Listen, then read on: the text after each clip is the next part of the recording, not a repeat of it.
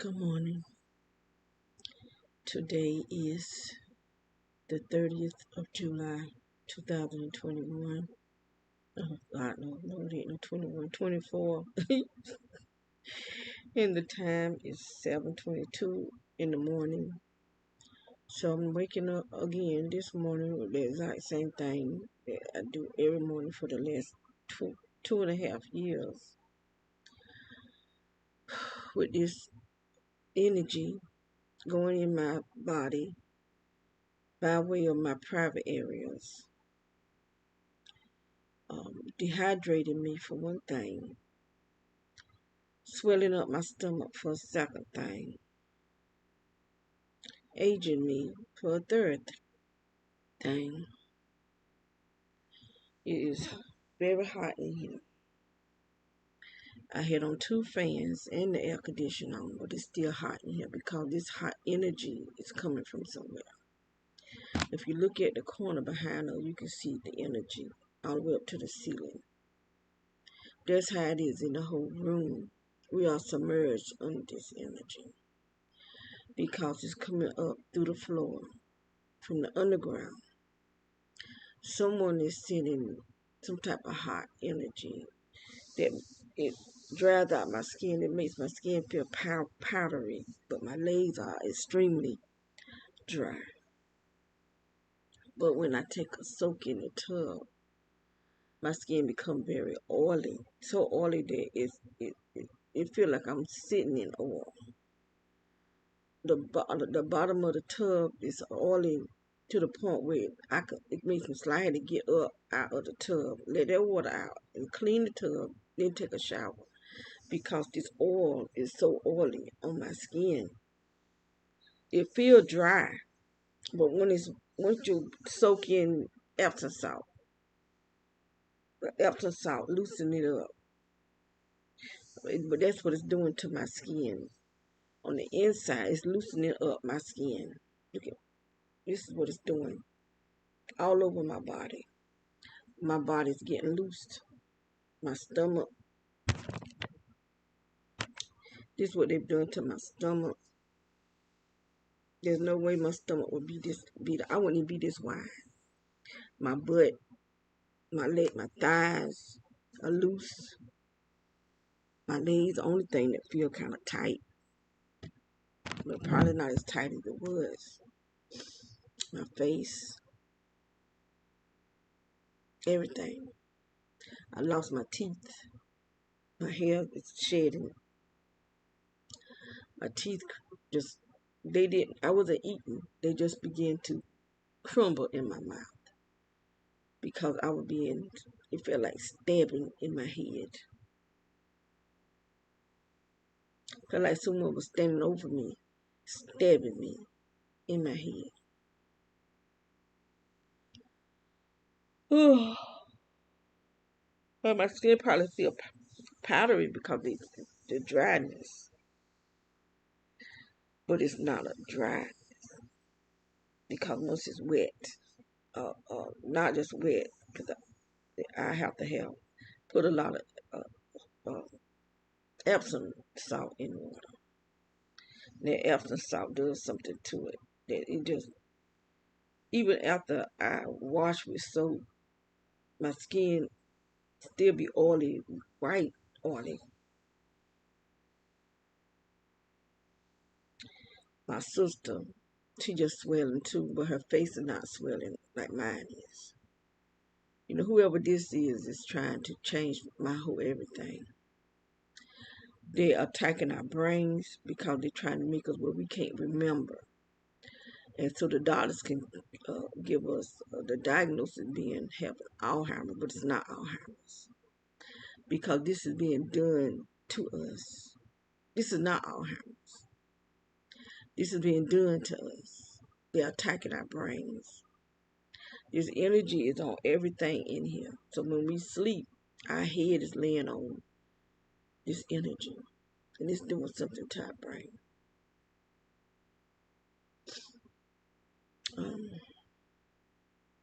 My sister she just here. She can't walk. She can't straighten out her knees. She's on a feeding tube. All this happened since we've been in this house. Since we've been, and whoever owned this house know what's going on because the sheriff's department had to go to them and get permission, just like at my house. The military, and it might not be, could have been the military, because that's who called my house, because that's who lived beside me. Only military live in the house beside my house. And this energy is coming up through the floor at my house.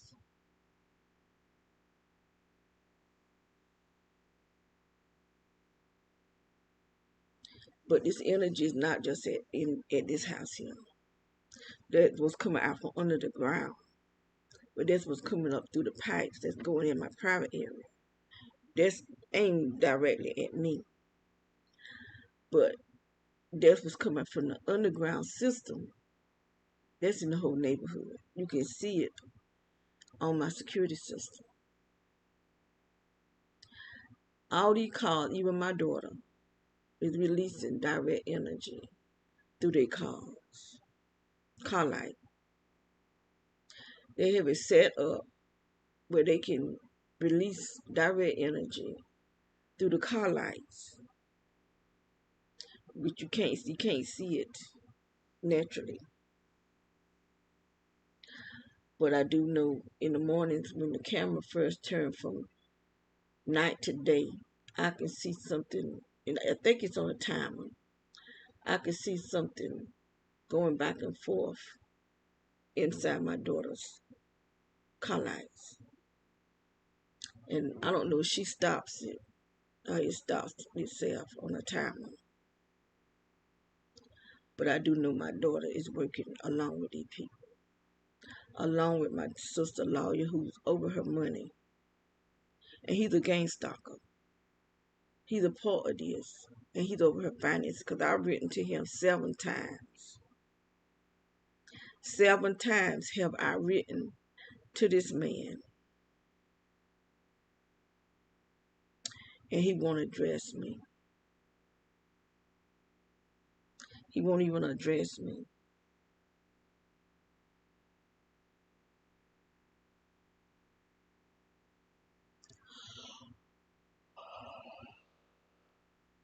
But he'll talk to he actually had a meeting with my daughter because I asked my daughter to be her guardian because my sister was the guardian. First it was the lawyer the guardian, then my sister put herself over. See, these people only after money. They don't want to take care of her. But if they're in hope that if she died, they'll get the remaining money. I'm not about her money. I just take care of her because she's my sister.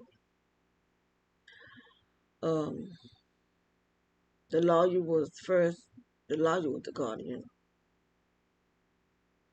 Then my sister that lives in, I ain't gonna say where she lives at, but she's in North Carolina too. She put herself over as a guardian, but she won't do nothing for her. She don't even live here. She didn't call on her, check on her. She didn't come see her, nothing. And then anytime we have to take her to places to get medical attention, they always asking us, are we the guardians? And I have to tell them, no, my sister is, but she don't live here. She don't visit or nothing. And so she asked me, did I want to be the guardian? But I didn't want to be the guardian because I can't get place to place, taking her to the hospital if she gets sick or taking her to these places, taking her there. And for 6 years, I took her to the doctors. I took her to her urologist, but he died. And so I would have to pay someone to take her to the doctor. And I was saying, my daughters stay here too for free. She don't pay no bills here. She don't pay no rent. She don't pay no light bill, no nothing. She have a car. So why can't she be the guardian? So I asked her she'll be the guardian. She said she will. So I let them know that could she be the guardian? Cause no, I didn't. My sister did. My sister contacted them, let them know that, she wanted to let Nina be the guardian.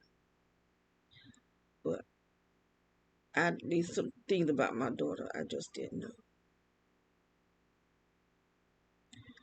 I had kept suspecting before we moved here that my daughter, I had a suspicious about her and these gang stalkers because they all want to talk to her. Even at the first house, she became friends with the boy that stayed right beside us. I knew he was a gang stalker because when I go outside, I could hear him out there giggling and making dumb sounds. And I think she knew he would be over there too, because one day she come outside to get ready to go somewhere, and mushrooms just happened to pop up, and I was out there getting the mushrooms up. So they had been there. They just, big mushrooms that the guy who was writing putting the symbols in our cement, I think he planted them there. He put those mushrooms because he said some little boys asked could they cut my grass, and I told them no, I cut the grass, and they left a big mushroom in the yard because I heard him fussing at them. Little black boys. He's white. They black. And he was saying, why would they put the mushroom right where I could see it? Because when I saw the mushroom, I got it up. I went in the backyard, got them up too. And he was on the other side of the fence giggling. Sounded like real crazy. And I could tell by her face that she knew he was on the other side. But that became her boyfriend. So when we moved from the first house over to the second house, she brought them too. Two of the gang stalkers she brought to the house. But at the time, I didn't know that the secretary who moved us was a gang stalker. I knew when they took the first load of the stuff and left me at the second house. As soon as they left, I was on the attack, and I was saying how they know where we are, not knowing that it was the people who was moving us. The secretary, the one who I have to contact, Vaughn. She's a part of this gang stalking because the last time I went out there, they didn't just gang stalk me then, they actually attacked me the last time I went out there. They would have me to come out there, and then Vaughn would talk to me with her back turned to me. Rhonda would come out from the back and just stand looking up, because they know how to read the cashier record. That's something that Satan keeps record of. And then she'll go back in the back. And Vaughn always say, "Oh, she's all right. She's all right." So they're trying to see what they were trying to say, that I was the one taking my sister money. If I was taking my sister money, I would have been trying to get her help. I'd have kept taking the money because they took over $200,000. I knew for a fact 200,000, but she had some other money that we didn't know how much she had. She wouldn't tell me. The only reason I knew about the money that she had because I was there when the military was talking to her about the money, and 200,000 of it was missing. And then plus the other, because she only had so much left. So that had to be what was left was coming from the amount that the Air Force gave her.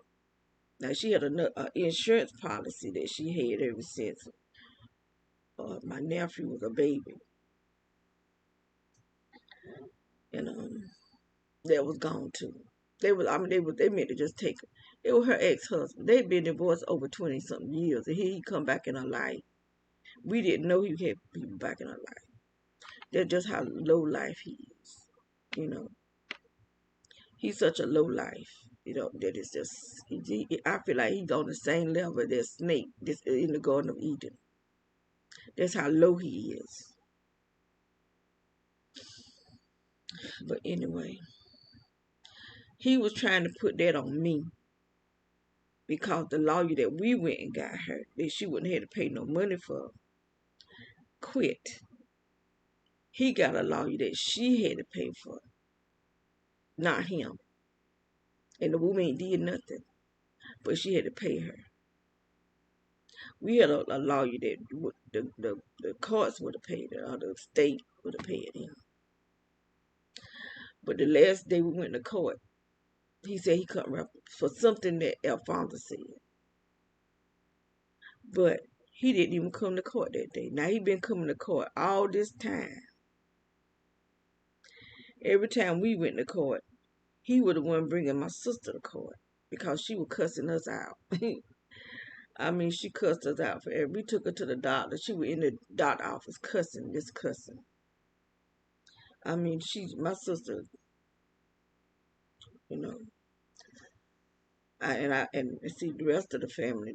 It's like, to me, they don't want no parts of her because she was so mean. But she's still my sister, no matter how mean she was to me. Because I'm the one that she was mean to. Because I'm the one next to her,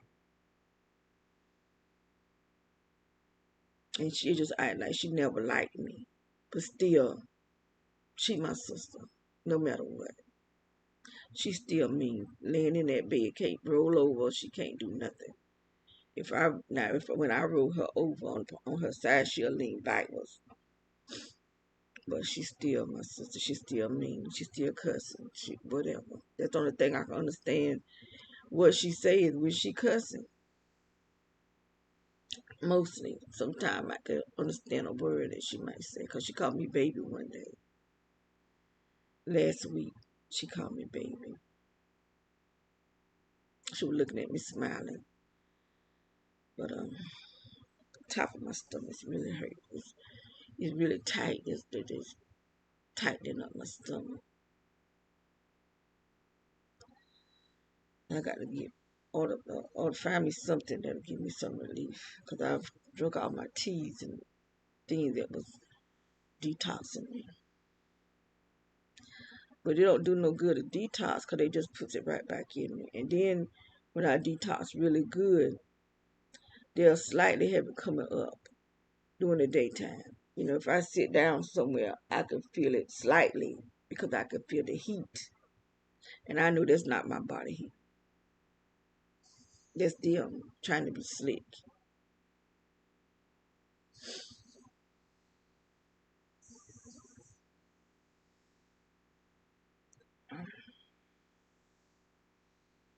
I think this whoever's doing this causing me to they're doing this to my cells, loosen up my skin. I think this is somebody who personally know me.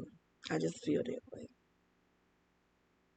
They personally know me and they trying to take away my looks and my shape.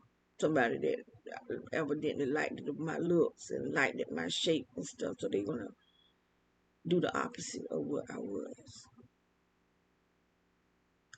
But one thing they won't do is make me deny Jesus. They won't make me deny my Heavenly Father. You know, looks is not everything. Only reason I have a problem with it because I don't know what it's doing to me, what type of sickness this could cause me. And instead of causing my stomach to swell, and I do believe these are my intestines. I think these are my small intestines, these are my large intestines.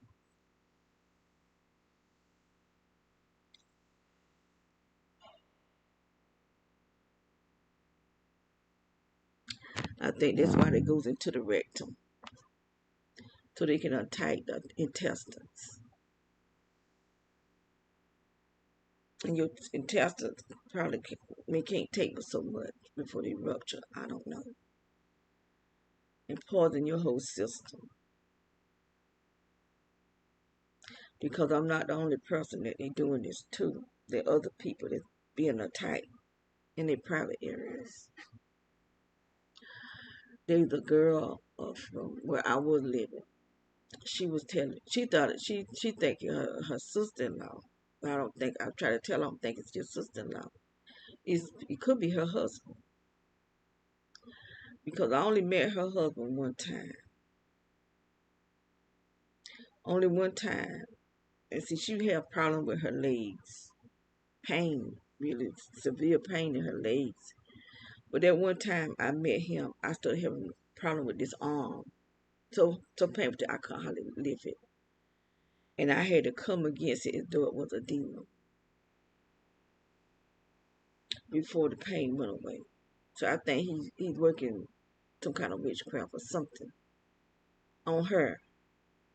He could be the one that's gang stalking her, making her feel things in her rectum.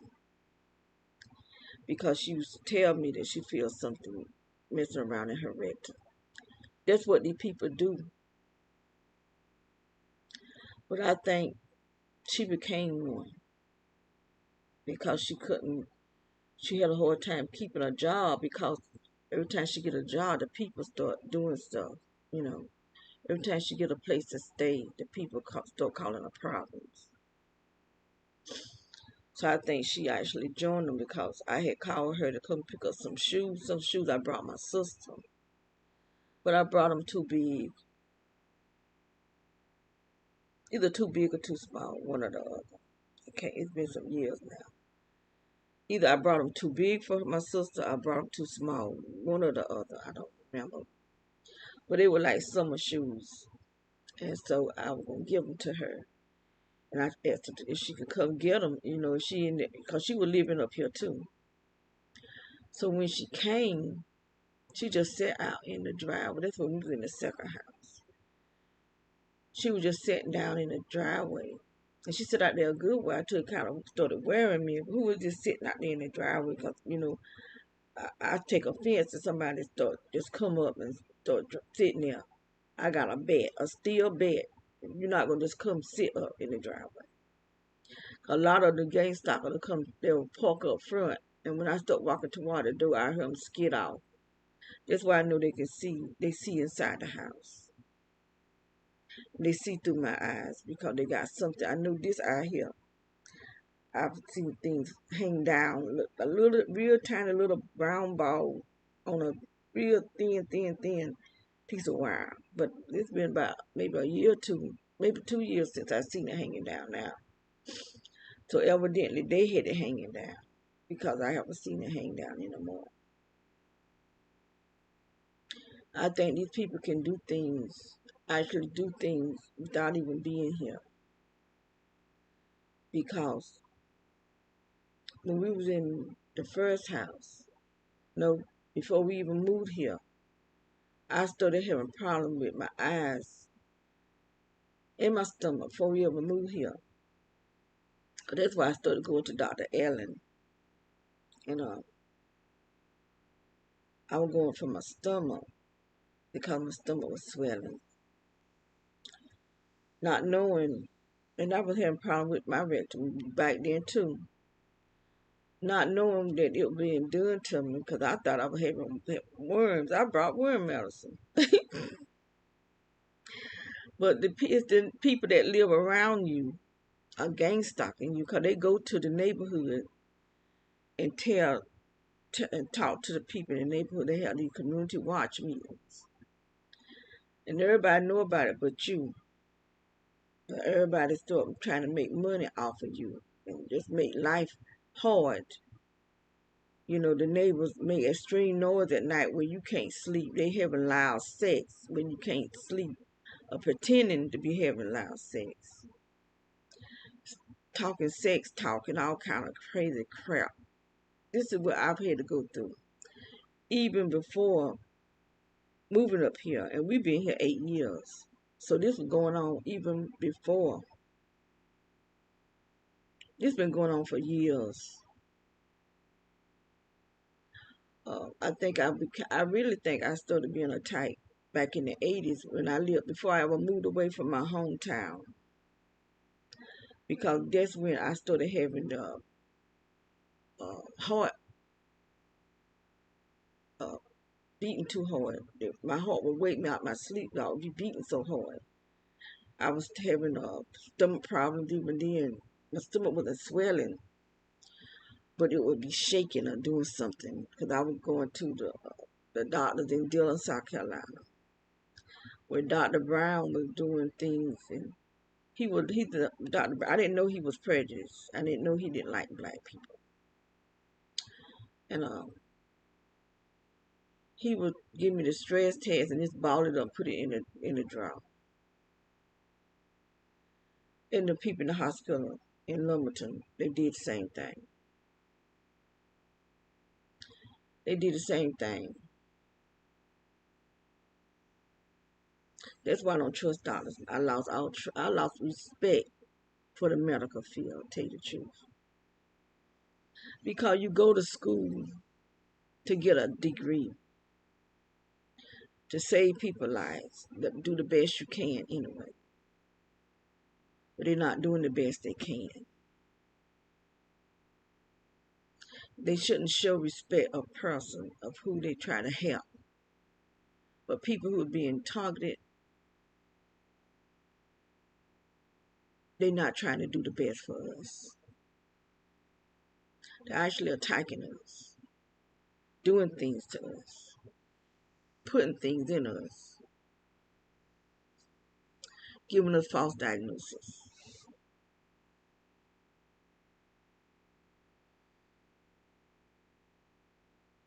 Being a help to the devil. They actually serve him now, the medical people. So it's not just the medical people. You got the law enforcement. You got military. You got politicians. You got those running for president. You got all these people that are part of this secret society doing what the elite, whoever they are, the people that there's no telling how many people that have died so that these people can be billionaires and trillionaires. So, I mean, this is not something that just happened where they want to murder people through sickness, creating things to put in the atmosphere for people to breathe in, putting out these frequencies, these towers that are release these frequencies and actually can burn you. They can burn us alive.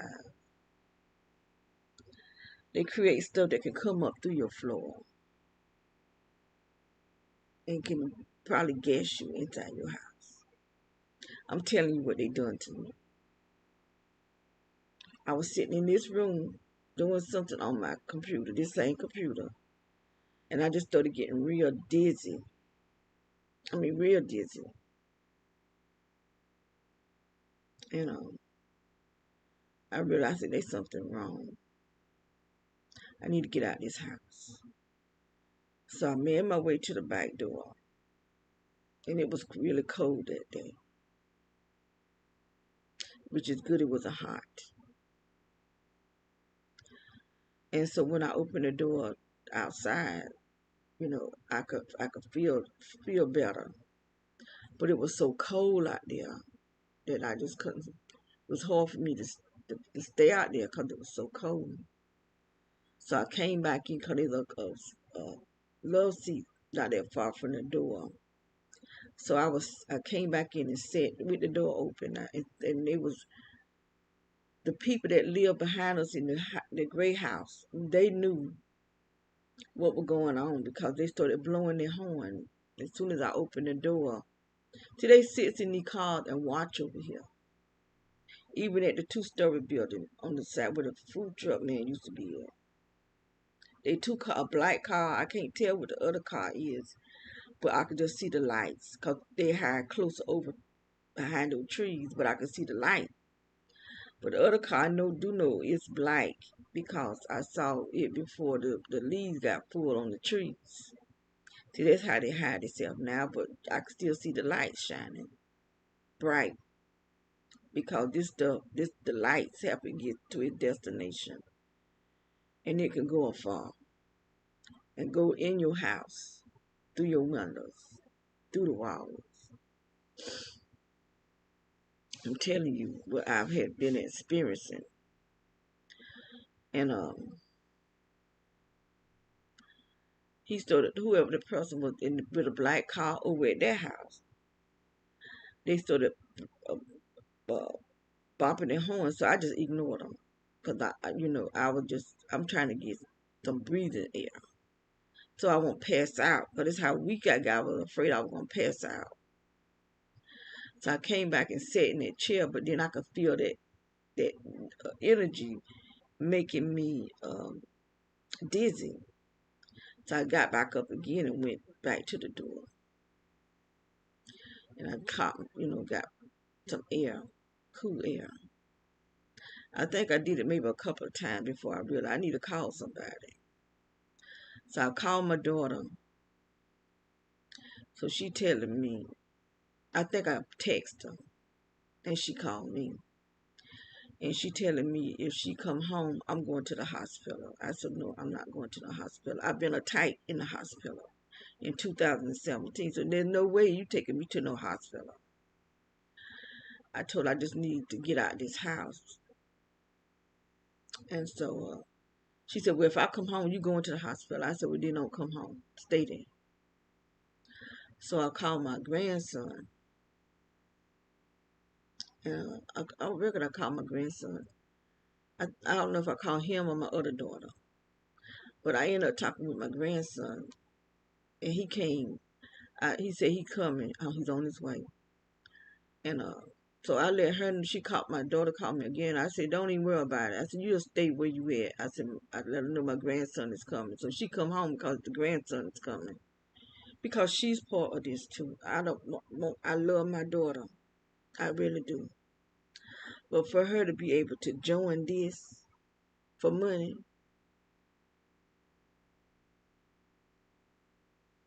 against her mama, what? I don't know what type of human being is she. Sometimes I wonder, is she a clone? I really do, with all my heart and soul. The way she be treating me. And see, her name is on the lease. Yeah, I can't just tell her to go.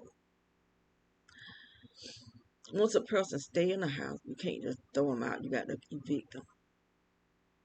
But anyway, my grandson, they came up about the same time.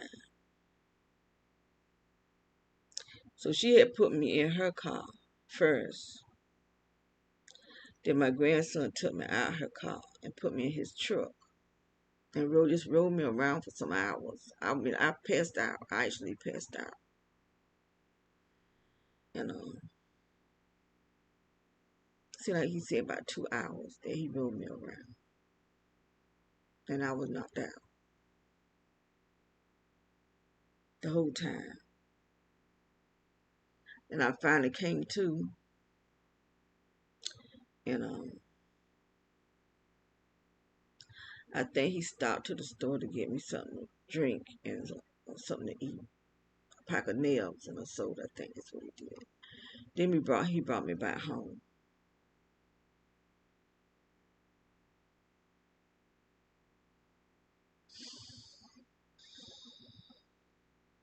But it haven't happened no more. Whatever that was that it was coming, at first I couldn't feel it, but then I started feeling it. I actually feel it, whatever it is. But at first I just was getting dizzy and I couldn't feel it.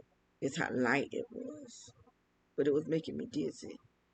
Then I started feeling something coming up out from under the floor.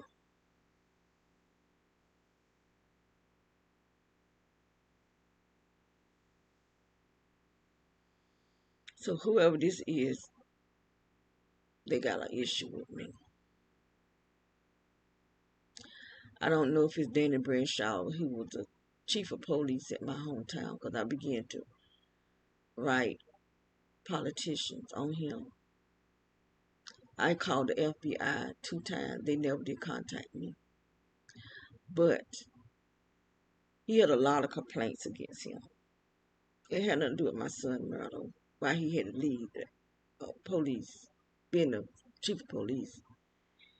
He had a lot of complaints because he was out on 95 stopping people, taking people money. And they came with 2 days, 2 different days with stacks of complaints against him. That's how they got him out of office. They let him retire. This man was covering up murders. My son murder, a guy named Charles Johnson murder,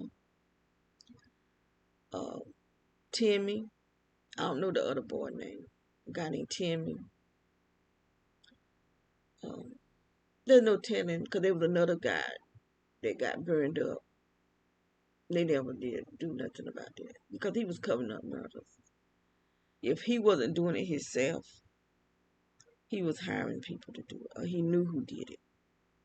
Because what I found out, them same group of boys were breaking in people's houses, taking like VCRs and stuff like that, guns, taking it up to him in trade of dope, and then put it back out on the streets.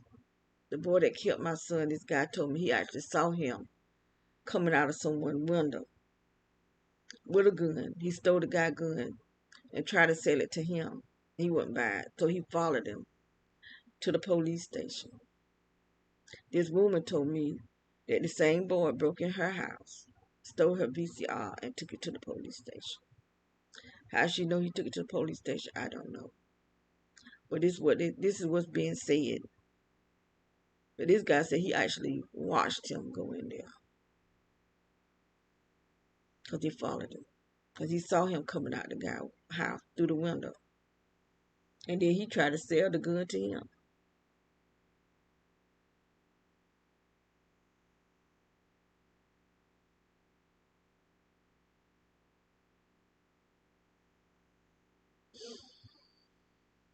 People talk about how he was bullied. He was a bully cop, terrorizing the city, the town. That's why God got him out of that town.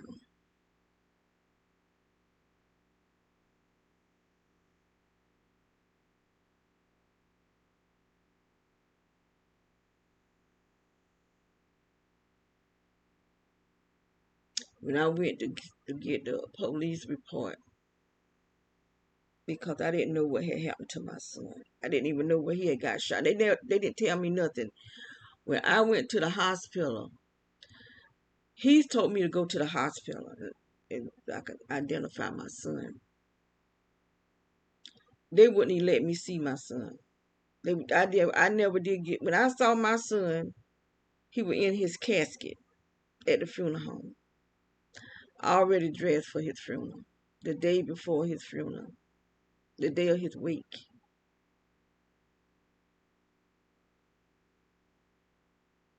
We sat at that hospital about an hour before someone came and told us we couldn't see him. They had put a, what they call it, a seal on my son's body. They put a seal on. Now he knew when he sent me to the hospital that they had put a seal on my son's body. He actually asked me, could he take me somewhere so I can relax? And I told him, no, you can't take me nowhere for me to relax. And my son laying face down in the dirt, uncovered. The only reason they covered him up because the people started raising all kind of sand. Because when I got there, I saw my son laying face down. I knew he was dead. And I just started screaming.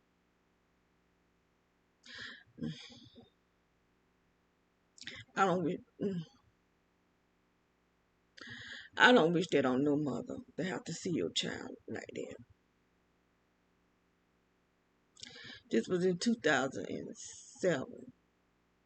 I ain't been right since. I just can't get right.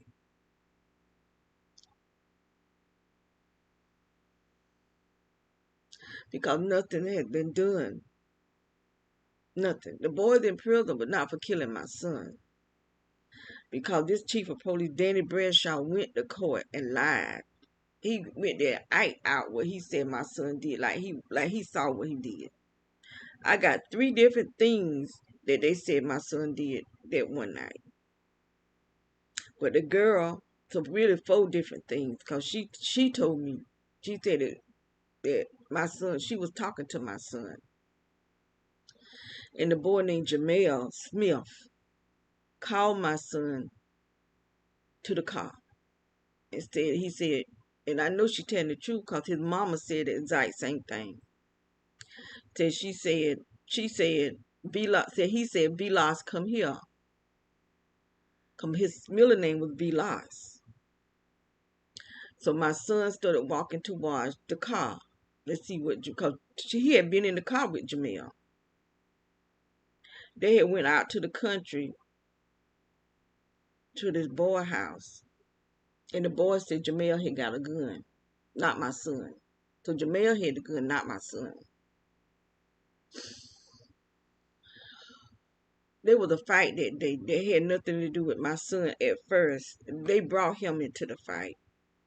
And I done told this story before, but I'm going to tell it again because it was my son's first cousin who was fighting because the boy was going with his wife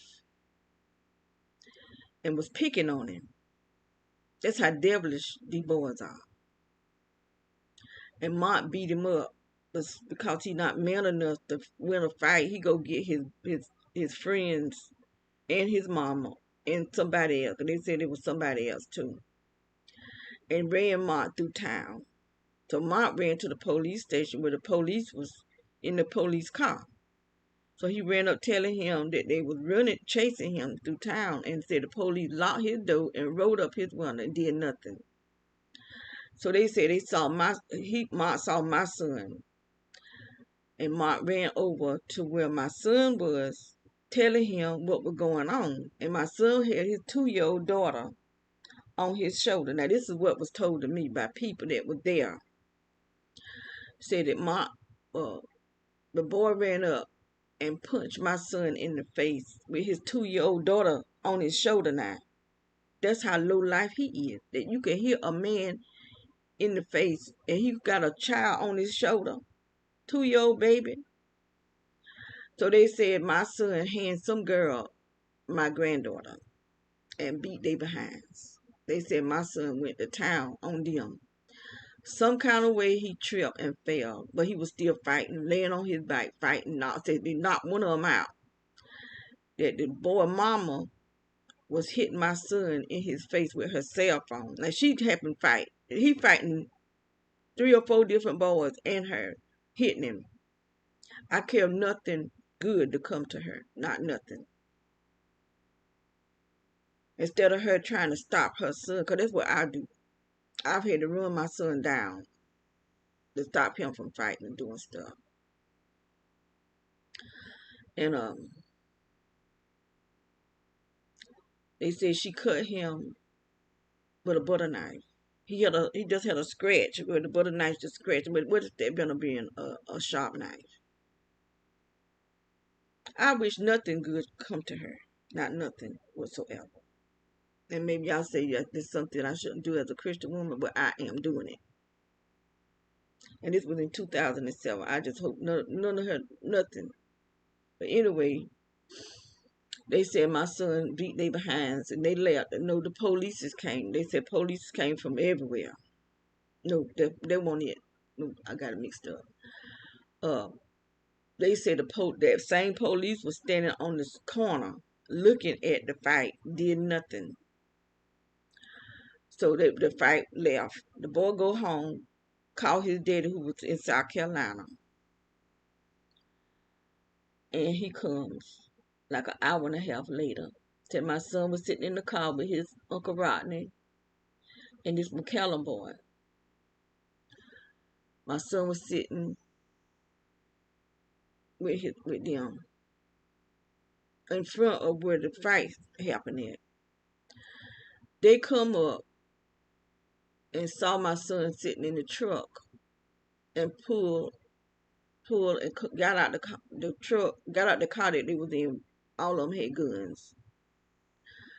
And so this is his daddy. If your son can't fight, that's your problem. That's his problem. But I didn't know that he had problem with my son because of something that he had did some years ago. And my son approached him because he had did something because I knew him. I've been knowing him for years. And he tried to cause a problem between me and my daughter. And my son approached him about it and told him to stay away. Because he had took my grandson and didn't even ask. And I said, you got my grandson? He said, yeah. I said, you bring my grandson back here. You don't just take somebody's child and don't say nothing. So I don't know what he was planning on doing to my grandbaby. He was just a little boy. I said, you bring my grandbaby back here. And then he wanted to tell my daughter something and turn my words around to make her think I was talking about her. And so that's why my son approached him and told him, don't come back. And he didn't come back no more. But I didn't know that had happened. But anyway, they came with the guns, pulled the guns out. And so they said police are from, and this is what a state patrolman told me, that if they would have locked my son up and everybody that was involved, my son would still be alive because they did nothing. Danny Bradshaw actually gave them back the guns that they had. The girl that they put the guns in her car and she drove away, she didn't have a driver's license. They did nothing. Danny Bradshaw, someone told me that one of the police told them that Danny Bradshaw said if the niggers start fighting, let the niggers kill one another. And that's what kind of police that was the chief of police in our town. That's what he thought of black people. Let them kill one another. That's why that man locked his door and rolled up his window. And as they were fighting, he stood on the street corner and watched the fight too, like everybody else. And so my son's girlfriend called me and told me that they had guns pulled out on my son. The police had guns pulled out on my son. Because when my son get mad, he is mad. And you can't hardly bring him down. I have to act like a fool to bring him down, you know. Because he walked up to the police and told him everything was his fault. Because when you see a group of people running after one man and you don't do nothing, you standing on the street corner looking at the fight, he did nothing. But he got out the car and walked down the corner and watched the fight.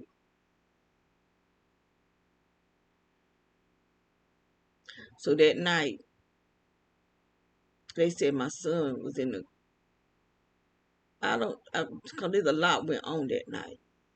Because he was in the car with his cousins at first. And they said that he went to get something to eat at the corners, at the store, not at the corner store, at the Billy Stone store. Well, Billy Stone got two stores right at the red light. So he went to get him something to eat. And so when he got back in the car, the same boy that hit him ran up to the car and saying, he was in the back seat, ran up to the car saying something to him and said my son jumped out the car and he ran to his daddy. So they pulling out guns again on my son. So my son wouldn't get back in the car. He walked through town and said that Raleigh was telling him what he was going to do to him. So my cousin said they were falling behind Raleigh, checking on my son. Some kind of way he got in the car with Jamel. And that's when they went out in the country. It was Jamel, Child Wayne, and my son, and John. John is Mark's brother, James' first cousin. My son's first cousin. So they goes to this boy house where Jamel got the gun. Because the dudes told my daughter that Jamel was the one that got his gun. But he didn't bring his gun back. He brought another gun back. And that's the gun Danny Bradshaw tried to say that my son had. And it was nothing but a lie. He just lied on my son. And when they were going back home, my son told him, to drop him off at home. So he took him to Tisha house. And she said, no, this not my home. I don't want to go here. He wanted to go to our family house. So he took him and Child Wayne got out the car at the same time, which is right in front of my cousins. And my cousin said she was standing in the door watching him. And said that he went in the house and came back out and was just standing looking up at the sky. Then he walked slowly down the sidewalk and went and turned down on the corner where he got shot. And so my cousins went the opposite direction. And they said by the time they got around, they had done shot him. It happened just that fast. And they was in a car. And the girl that wrote me a statement, I had people to write me statements, and I gave it to the DA, which didn't do no good, because the girl that gave me who my son was talking to, they locked her up for 7 months to keep her from being able to talk. But she had already wrote me a statement. No. When did she give me the statement? I think she gave me the statement before they locked her up. Yeah. Before they locked her up, she wrote me a statement. And that's why they locked her up, because they locked a bunch of guys up. And she was the only woman. No drug dealers, only drug addicts. And he gonna say that he did a 2-year investigation for people that were selling drugs, but he didn't lock nobody up that was selling drugs. All of them people was on drugs that he gave them to go out and sell. Cause this guy told his mama that Danny Bradshaw the one that gave him the drugs to go sell it, and when he brought the stuff back, Danny Bradshaw locked him up. That's how crooked the law is. They didn't try to do nothing. I tried to get help for my son. I tried to get a lawyer. That Ben Crump that be on TV, I even contact him because his uncle gave me his information. They told me, at least the man that called me said that he was his detective. I don't know how true that is, because I'm finding out a lot of my phone calls and stuff was being directed somewhere else. This is how organized these people are to do evil. My emails started going different places. They was getting my emails. They was hacking my phones, they still got my computer hacked. To this day right here, when I'm trying to get up in the morning and do these videos, when I'm trying to cut my camera on, everything get to popping up.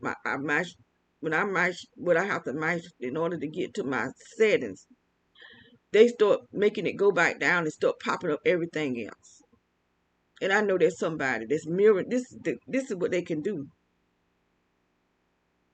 They mirrors your computer, because this man who's an engineer, they were doing him the same way. And I don't know if this man's still alive or not, because they was attacking him so bad till he had to wear a band around his neck, because they was attacking his neck where his neck was held down like this. He was an older man. They don't care about your age. They even attack children, even mentally ill children. These people are the pure of evil. And this is our government organizations, like the CIA, the FBI, the DOJ, the DOD, FEMA, Homeland Security. These people is not securing us. They the enemy.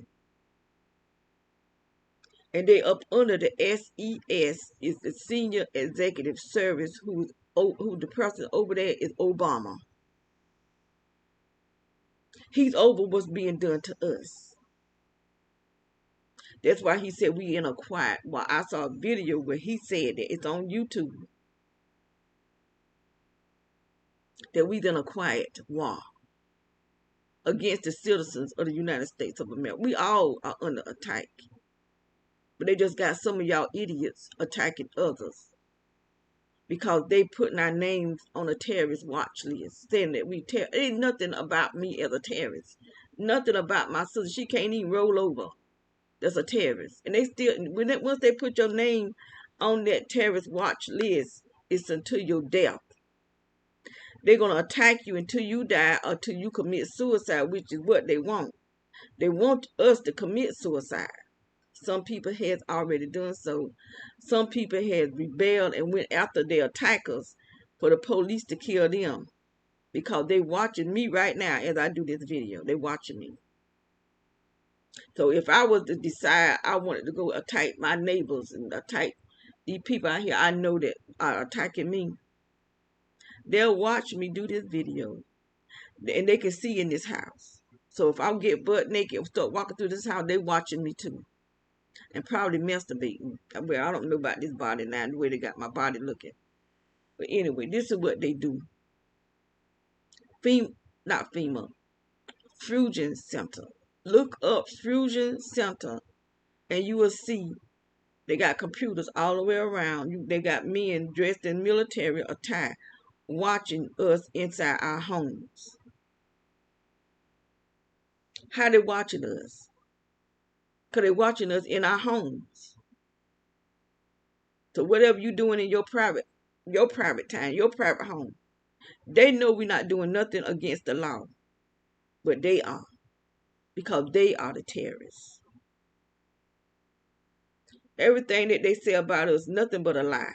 Then they'll try to bring shame on us by talking about our sex life. But that may not even be our sex life because they got AI. AI can make you look like you're doing anything. I got me looking like I'm a little girl on my Facebook page. I got 2 pictures of me as a little girl, and I'm 66 years old. I got pictures of me. I had pictures. I might have them back up because I just started back doing it. Well, I'm looking like I'm real young and slim and tender. And like I said, I'm not no tenderoni. I'm a setting hen. 66 years old. There ain't nothing tenderoni. Well, I am tender. I am a tenderoni, but I ain't no young tenderoni. Put it like that. This is what they do. And they got many people that they're attacking. Some of these people that saying they target individuals are gang stalkers. That's just how evil they are. They'll pretend to be a targeted individual just so they can befriend you and get your information. These people are the lowest that ever walked the earth, other than that snake in the garden. And everywhere you go, they there. That's how desperate they is for money. I'll never be that desperate for money where I just got to do anything. Just be low like a rat. Flies on the wall. Leeches sucking up your blood. Like they sucking up our energy. Our frequency. They are disgusting. And they have you completely surrounded. 100%. The people beside you, the people in front of you, and the people behind you. These people have no self, no pride, nothing. And then this old woman, she gonna keep coming over here, and I'm gonna answer that door and tell her, look, don't come over here no more. Because I don't appreciate coming over here. That you got the balls to come and over to this house, and you know you're a gang stalker. And been doing it for 2.5 years. Because that's how long we been here. October make 3 years. And I've been trying to get us out of here. Now this is my sister. I need to get her. I be trying to keep her safe. But I can't. Because these people do all kind of stuff. That's why they put these digital meters on these homes. Because they see that back there on that wall. That's coming from the digital meter. That's running current throughout this whole entire house. Every place in this house, I can walk and it can burn my feet. Everywhere I sit in this house, I can feel the energy against my private area.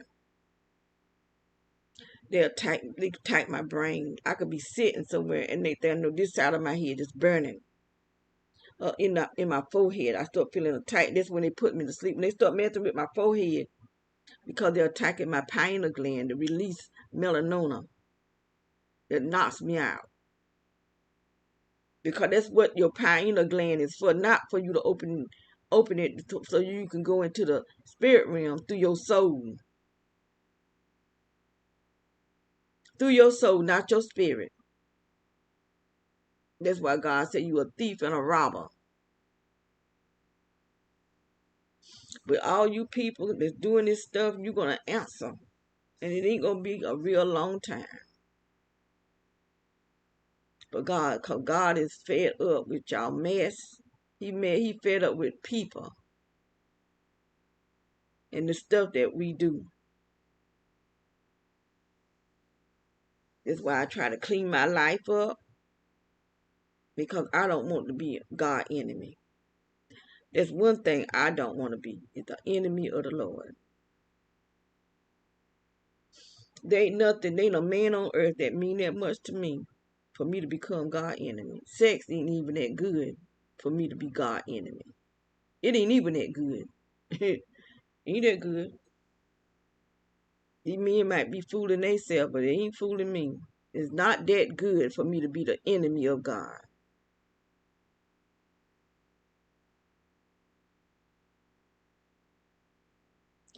So,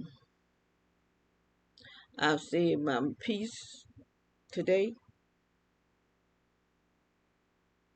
The things I've done in my past, I ask God to forgive me. I finally got some sense because I saw that these men that was coming in my life were gang stalkers. They getting paid. They hunting me down on the internet. They still do. I can't even go on Facebook let somebody trying to be my friend. It ain't even the person that's on the picture. And I'm knowing it's not the person that's on the picture. I done had so many come to me till I know they talk. The thing that they say.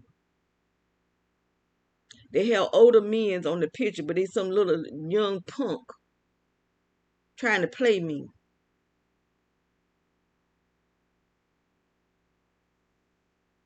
Even to the point where they got my friend list, people that from my hometown. They trying to scam me. So if I got a person that's my friend and they want to be my friend again, no, you're not gonna be my friend a second time. Mm-mm. Because you still my friend the first time. They still on my friend list. These people are stupid. They idiots, pure idiots. And they don't make no sense when you trying to scam people. What for? You idiots, pure idiots. If you want to make money, get you a real job and work and make your money. Stop trying to scam people, especially poor people like me, to try to put me in something that I'm not getting nothing out of it, and then you have my name messed up.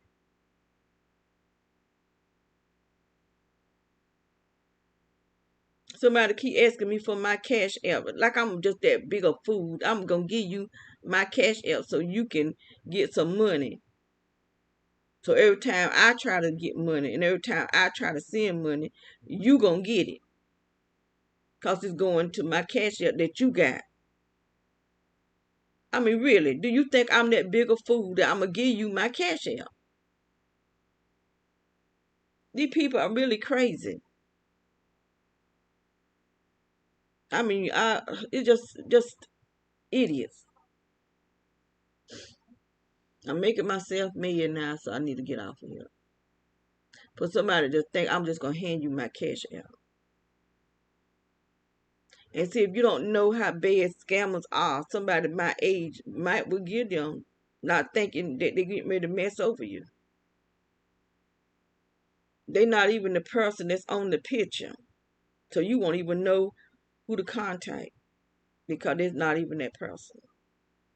They so much, it's so bad to sometimes. I have gotten off Facebook a few times. I done been on Facebook and got off Facebook, and I stay off of it for years. And then, the only reason I got on it because my sister-in-law was saying something to me about it years ago, and I got on it so that I can be able to see friends and family. That's the only reason I ever got on Facebook. Then when I started, you know, uh, knowing what was going on with me with this here, I wanted to be able to tell people.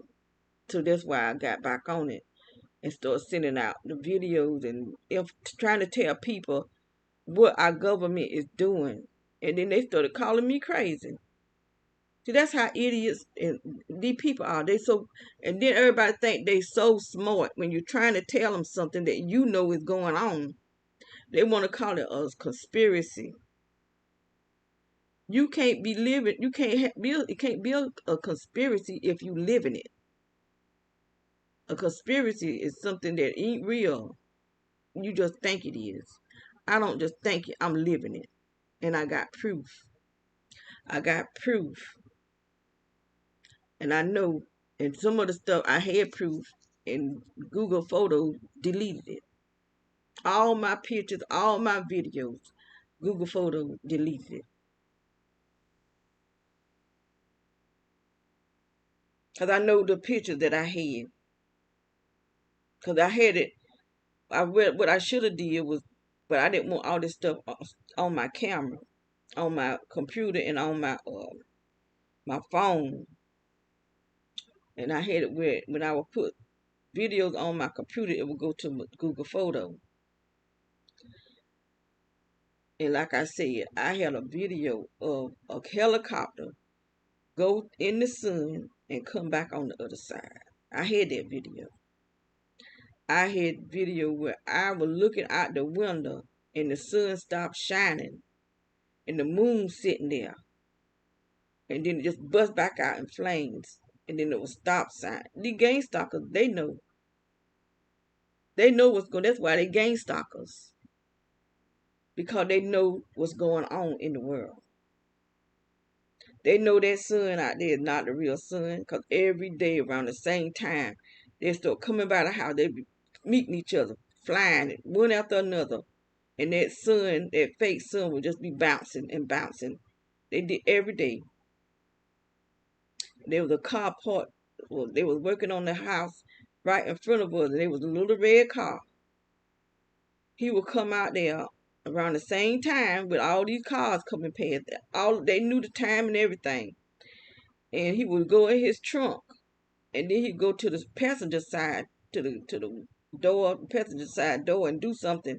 Next thing you start seeing a light coming up from the side, and then it just busts out like that's the sun, reflection from the sun. And the cars would start riding by and it just be bouncing, bouncing. They did this every day. I have videos of it. And it got deleted. I don't have to lie. Lying is a sin. I'm trying to make it to heaven. So I don't have a need to sit and make up something. And I don't really have to keep trying to prove something to people that claim that they TIs. If you don't believe me, I don't believe you either. Just that simple. Just like you think I'm not telling the truth, I don't think you are either. But I'm showing proof that they was shooting in our house. I had aluminum foil on all the windows at the back of the house. You could see little tiny holes all through it that was coming from the people that live behind us. I don't have to lie. Because this stuff come right through the windows.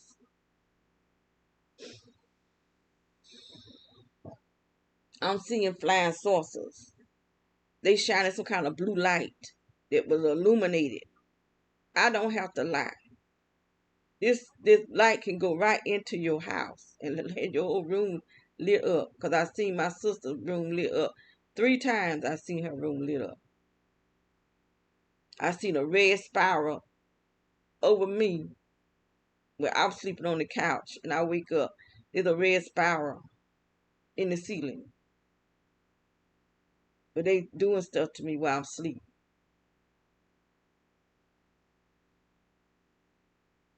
So these people doing something. But anyway, it's time for me. I've been talking a long time. I didn't know I've been talking that long. So let me get off of here. Y'all be blessed. And we got to stay safe. And we got to think wisely.